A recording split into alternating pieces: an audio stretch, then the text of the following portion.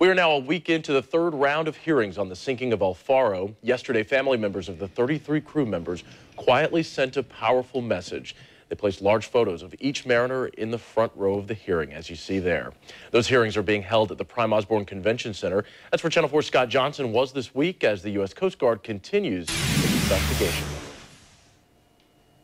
With each day of testimony, something important came, and Rod Sullivan, a local maritime expert we've been talking to throughout all the hearings, says the most important thing to come out of this third round of hearings is the testimony of El Faro's former chief engineer. Because he was able to really shed some operational light on what was going on during the course of the sinking. For example, he really put to rest the question of why hold 2A was flooding after hold 3 started flooding, and he pointed out that the watertight doors, which are big enough to allow a truck to drive through, are not absolutely completely watertight. On the last day of testimony, a lot of questions were also directed toward the former third mate on El Faro.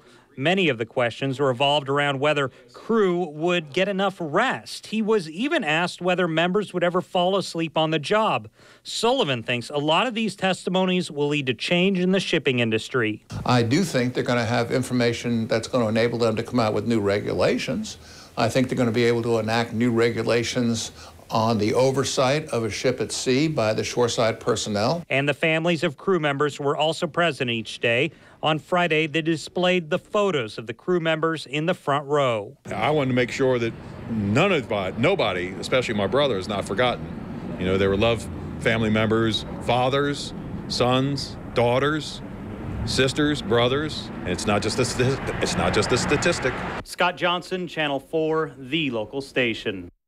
The hearings will resume on Monday and continue through Friday. After the Coast Guard wraps up its third round of hearings, the National Transportation Safety Board will convene on its own set of hearings.